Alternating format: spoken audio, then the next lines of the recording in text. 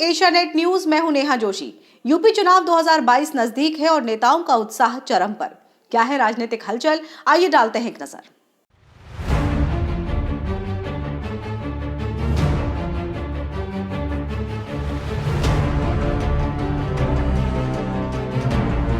UP विधानसभा चुनाव की तारीखों के नजदीक आते ही नेताओं की बयानबाजी भी तेज हो गई है और वो सोशल मीडिया के जरिए विपक्षियों को घेरने का काम कर रहे हैं।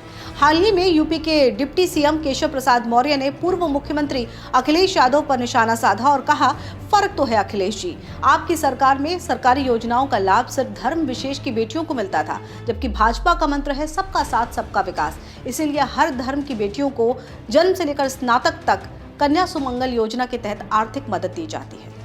मुस्लिम वोटरों को साधने में जुटे असदुद्दीन ओवैसी कहा, बीजेपी के कई विधायक हैं दागी। तकरीबन 20 मिनट तक के गांव में रुके ओवैसी ने लोगों से बातचीत की और मुस्लिम वोटरों को साधने की कोशिश की।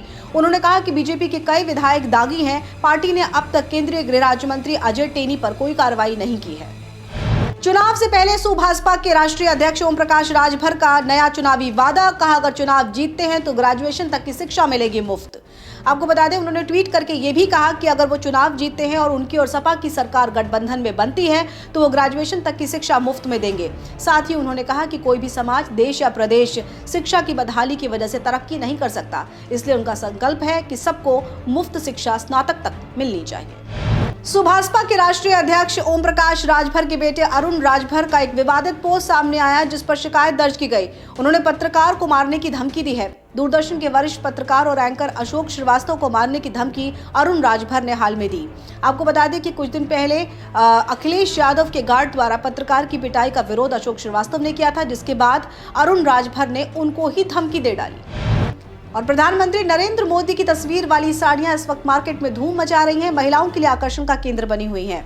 प्रधानमंत्री नरेंद्र मोदी की लोकप्रियता अव्वल दर्जे की है। इस बात का अंदाजा इससे लगाया जा सकता है कि चुनाव से ठीक पहले प्रधानमंत्री नरेंद्र मोदी की तस्वीर वाली साड़ियां इस वक्त मार्केट में धूम मचा रही हैं और महिलाएं इसे खासा पसंद कर रही हैं। मेरठ के एक शोरूम में जब महिलाएं साड़ी खरीदने पहुंची तो वहां प्रधानमंत्री की तस्वीर वाली इन साड़ियों, इनकी कलाकृति और पैटर्न को देखकर काफी ज्यादा मोहित हो गई।